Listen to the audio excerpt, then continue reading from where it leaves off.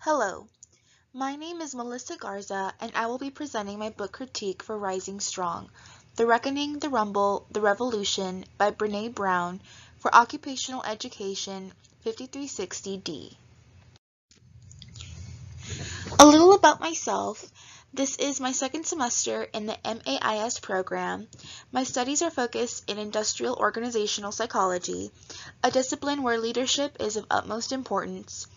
I am also involved with Net Impact, pictured here, where we learn through practice by becoming project manager of one or more major projects, which focus on achieving sustainable goals according to the United Nations and blending technology and sustainability for at-promise high schools.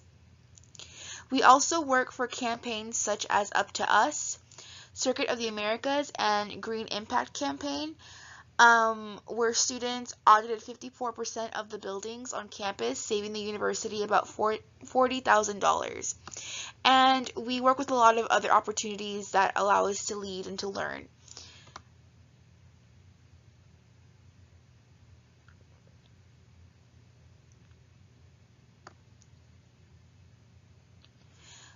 Aside from my research with Net Impact, I am an independent researcher in the Department of Psychology on campus, studying business, cross-cultural, and social psychology.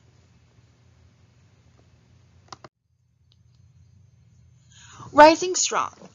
So this book provides readers with inspiration through intra and interpersonal leadership advice with models such as 10 guideposts for wholehearted living, strategies for shame, perfectionism, or comparison, the 5 R's, respect, rumble, rally, recover, and reach out, as well as questions helpful to an organizational setting, and powerful quotes between each chapters. For example, some quotes are curiosity is a shit starter, but that's okay. Sometimes we have to rumble with the story to find the truth. The irony is that we disown our difficult stories to appear more whole or more acceptable, but our wholeness, even our wholeheartedness, actually depends on the integration of all of our experiences, including the falls.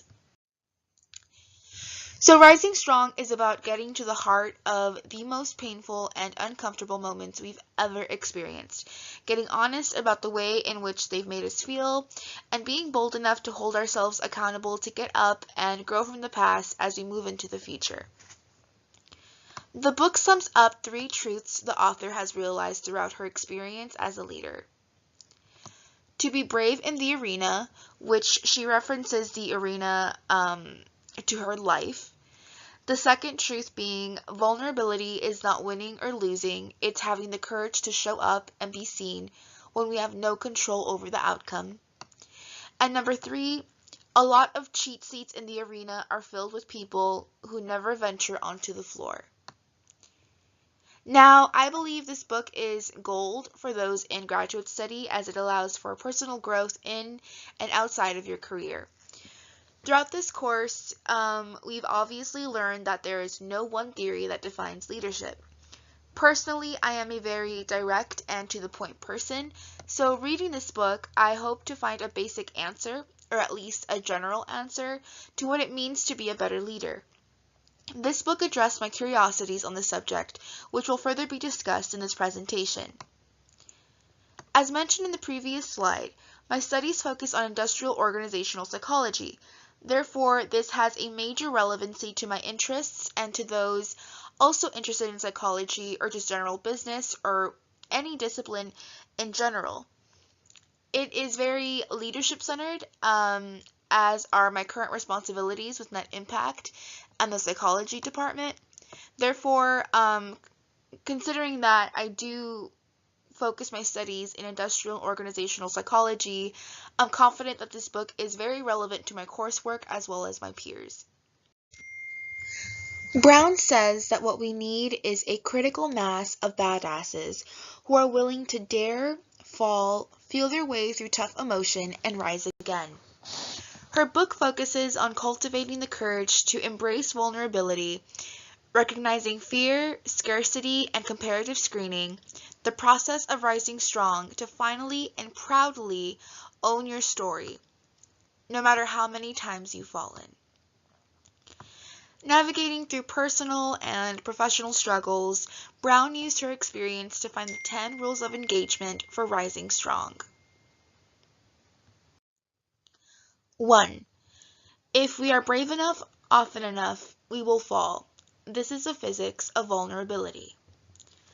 Once we fall in the service of being brave, we can never go back. This journey belongs to no one but you. However, no one successfully goes it alone. We're wired for story. Creativity embeds knowledge so that it can become practice. We move what we're learning from our heads to our hearts through our hands. Rising strong is the same process whether you're navigating personal or professional struggles. Comparative suffering is a function of fear and scarcity. You can't engineer an emotional, vulnerable, and courageous process into an easy, one-size-fits-all formula. Courage is contagious. And finally, rising strong is a spiritual practice. After reading this book, it was easy to realize that Brown focuses on 3 concepts reviewed in this course: psychodynamic approach, transformational leadership, and the behavioral approach, mainly centered in relationship behaviors. The psychodynamic approach focuses on 3 main factors: inner theater, leader-follower relationships, shadow side of leadership.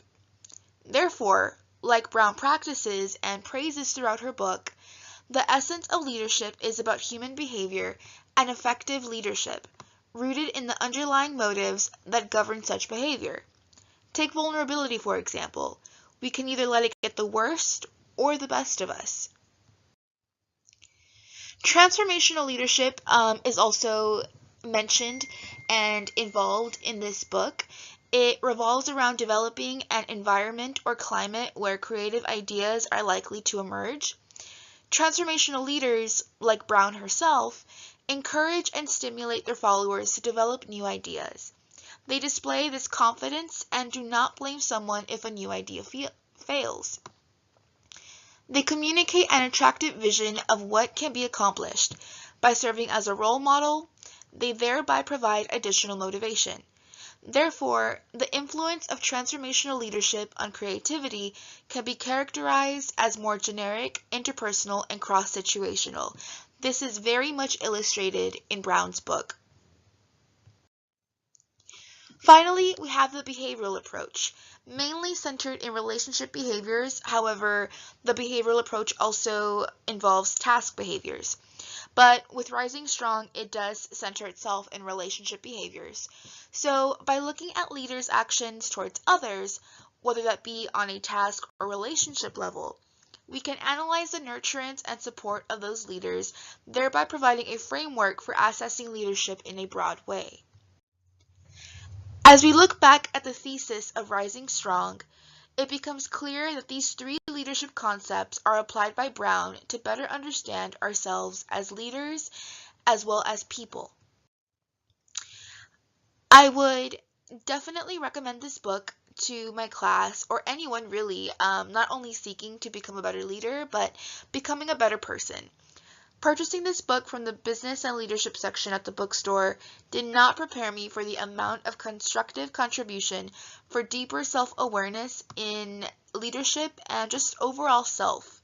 I hope to gain a main answer to what it is to be a good leader, and Rising Strong definitely taught me that being your best self and owning your vulnerability and transforming that into something worthwhile is what really makes you a better leader. It's also very contagious and makes others want to be better leaders and just better people as well. Thank you for watching my presentation. I really appreciate your feedback. Have a wonderful semester.